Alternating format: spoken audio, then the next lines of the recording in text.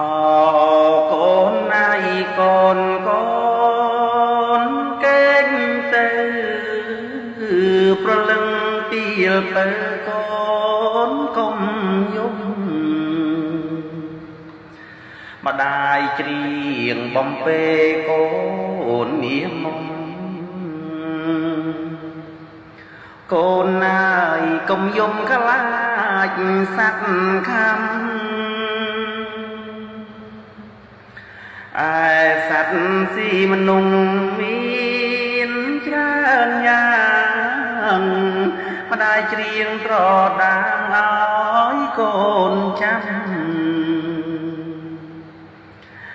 ពេលកូនធំឡើងត្រូវចំណាំម្ដាយនឹងច្រៀងផ្ដាំដូ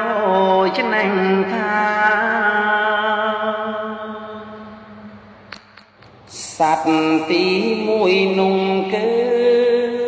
សត្វល្ងងភ្នែកធំត្រនងខ្លាំងអង្ចាមានច្រើនពេញពីងក្នុងលោកាចាំស៊ីមនុស្សណាខ្ជិលរៀនសូត្រសត្វល្ងងស៊ីមនុស្សឲ្យខ្វាំងភ្នែកសត្វនឹងចំលែកស៊ីរហូតវាស៊ីបញ្ញាមនុស្សរកោតខ្ជិលមិនរៀនសូត្រល្ងងស៊ីបាន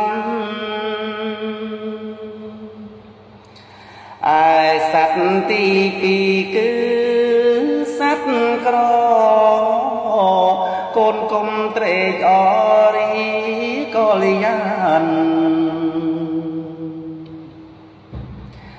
ភ្នែកវាធំធំពុនចានចាំស៊ីសន្តានមនុស្សរាយសត្វក្រស៊ីមនុស្សឲ្យថោកទៀបឲ្យដល់សង្ឃាបគេមើលខ្ជិលមិនធ្វើការចាយខាំងខ្ជីដេកចាំទុំនាយឲ្យមានឯង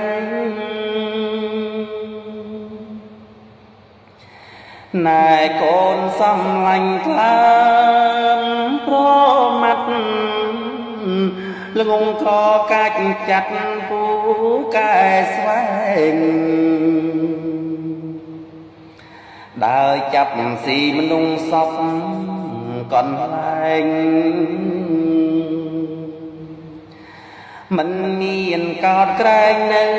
អ្នកណាប៉ុន្តែបើអ្នកមានជាយាមយ៉ាងស្មារតីព្រាមហើយអង្គសាប្រឹងប្រែងរៀនសូត្រនឹងធ្វើការមិនមានប្រាថ្នានឹងស៊ីឡា